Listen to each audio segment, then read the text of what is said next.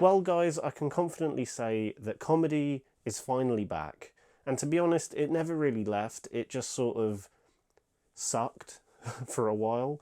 And that's not to say that every comedy from the last few years has been awful. There have been some genuinely good and great comedies out there, such as the likes of Barbie, Dungeons and Dragons, Jackass Forever, and even Deep Cover, which came out just a few months ago, was actually an absolute blast of a movie.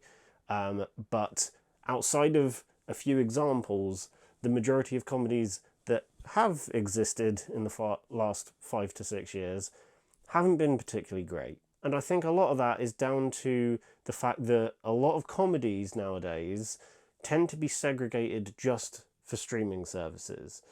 There has been an influx in comedy movies on services like Netflix, Disney Plus, Prime Video that just go straight to those streaming sites. You watch them once and then you've kind of forgot about them within about a week.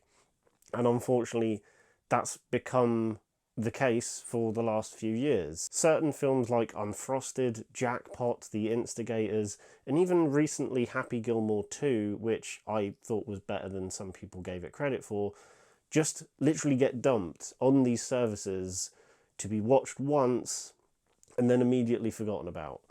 And part of that is due to the way these services are handling the marketing of these comedies, but I think it's also down to the quality of the films themselves. Because these films are going straight to streaming, there is a little bit less effort put into them to make them more memorable and more of a lasting impact that comedies really should be. Which is a shame, because some of these comedies, specifically The Instigators and Jackpot, are made by really good directors who can make good comedies. But because they're just making this schlock that goes straight to streaming sites, again, you instantly forget about it within a day or two. I think the only exception to that in the last few months has been Deep Cover, which I mentioned previously, because that was genuinely hilarious, and not enough people are talking about it. However, a couple of weeks ago, the new Naked Gun reboot starring Liam Neeson and Pamela Anderson made its way onto cinemas. I saw it a couple of days ago, and this film alone has restored my faith in the modern comedy for a number of different reasons. Now, off the top of my head, a lot of the best comedies of the last several years haven't actually been flat-out comedies. They're usually comedies mixed with another genre in order for them to work. For example, there's a lot of comedy dramas and rom-coms and indie comedy dramas that work really well. And again, they are some of the best comedies we've had in recent years.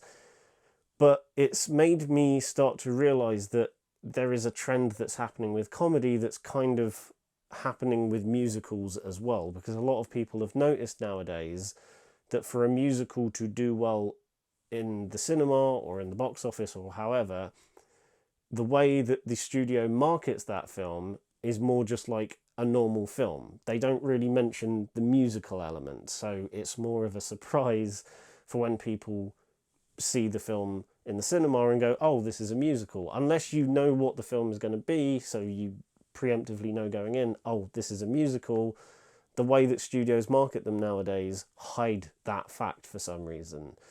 And that seems to be a trend also sort of happening with comedies, not necessarily in terms of how they're marketed, but for a comedy to work with audiences nowadays, it has to be connected to another genre.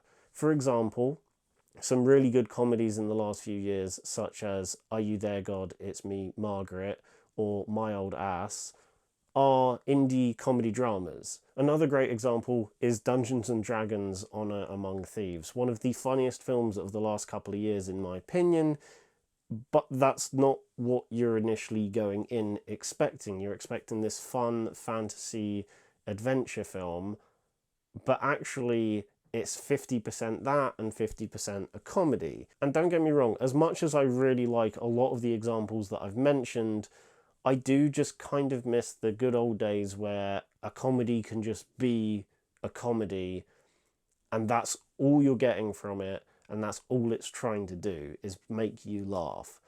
And thankfully, The Naked Gun is that. It's not trying to do anything else other than be a comedy and make you laugh. And personally, I thought it succeeded with flying colours. Now, I'm personally a massive fan of those over-the-top spoof comedies of the 80s and early 90s, such as the original Naked Gun, Hot Shots 1 and 2, and Airplane.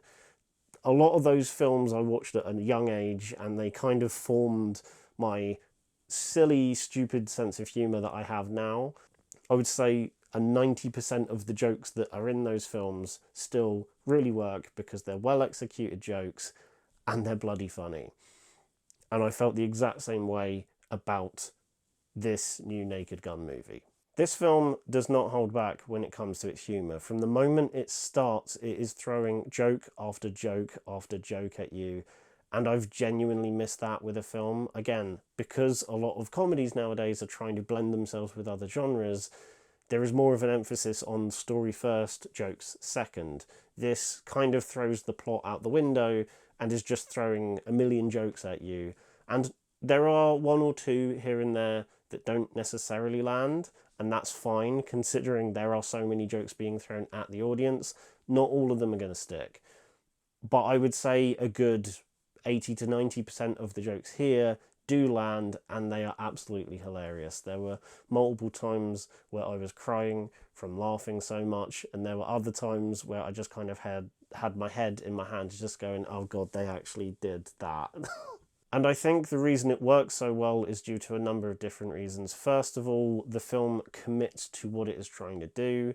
I think the writing is spot on. They perfectly capture that same feel and essence that the original Naked Gun trilogy had without trying to modernise it too much. This is the exact same style of humour, done in that same way that they would do in that original trilogy, but it's just kind of been moved forward to the present day setting. They haven't modernised the humour in any way. It's still stupidly over the top. There's a lot of puns in there. There's a lot of play on words.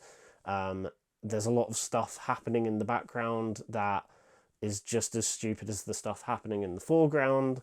And it's that old school style of comedy making from those films of the 80s that they're just taking exactly how it worked back then and translating it to this new one. I think another reason why it works so well, and you'll hear a million people saying this, is the fact that Liam Neeson is brilliant in the lead role. Leslie Nielsen left some big shoes to fill because him as Frank Drebin is one of the best comedy characters of all time. And Liam Neeson just inhabits everything about that. He still puts his own kind of gritty, spin on it, like taking elements of what he did in Taken in terms of that gritty, hard, delivery, and kind of translating it to the silliness of this role. But at the same time, he can be just as endearing or stupid as Leslie Nielsen acted in the original role, and I think he does a brilliant job here. I also think Pamela Anderson really works bouncing off of Liam Neeson during certain scenes. One of my favourite elements of the original Naked Gun trilogy isn't just Leslie Nielsen, but it's how him and Priscilla Presley always used to bounce off of each other. She's just as funny as he can be in certain scenes, and they really do give her certain moments where she can just shine with a joke or two on her own, and they do the exact same thing here.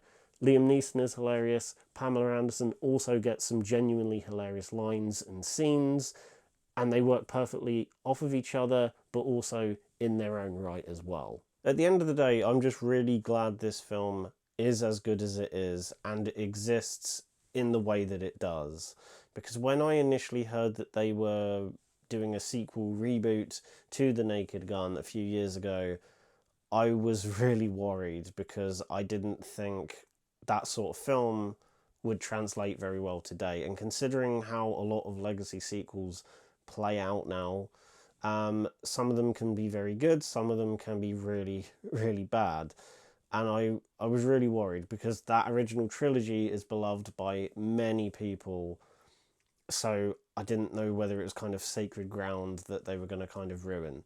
Thankfully, though, this film delivered in every single way. And again, I think that partially is down to the writing, but the performances as well. And also who's behind the camera as well. The fact that this is directed by Akiva Schaffer, who directed Popstar, Never Stop, Never Stopping, and Hot Rod, and also who's 1/3 of The Lonely Island.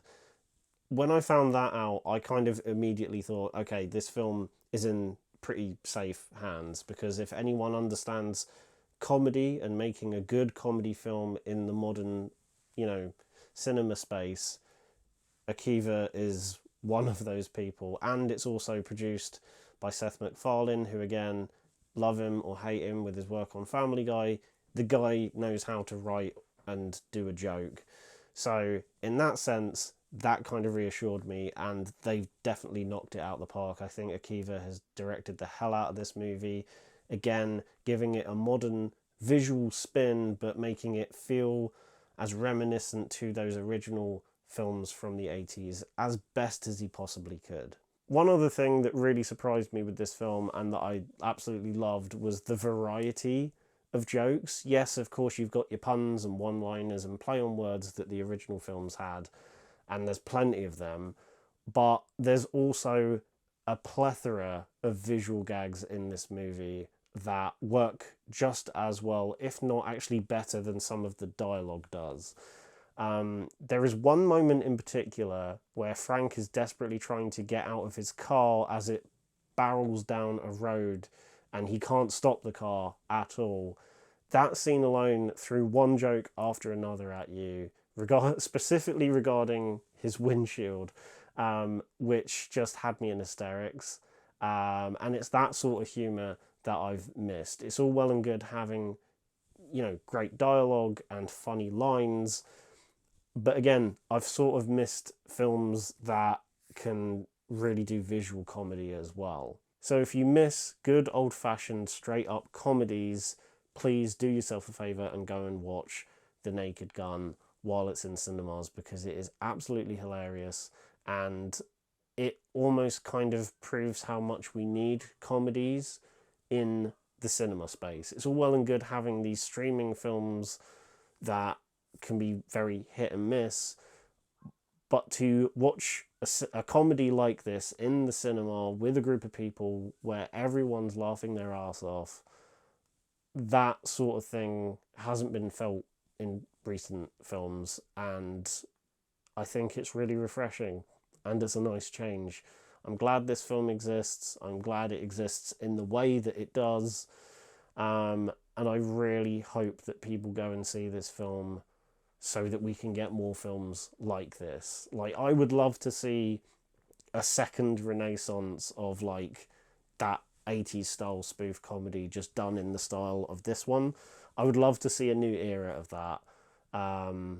But one can dream. So guys, if you have seen The Naked Gun in cinemas, please let me know what you thought about it in the comments below. If you liked the video, then give it a thumbs up and subscribe to the channel if you haven't done so already, and I will see you all in the next one. Bye.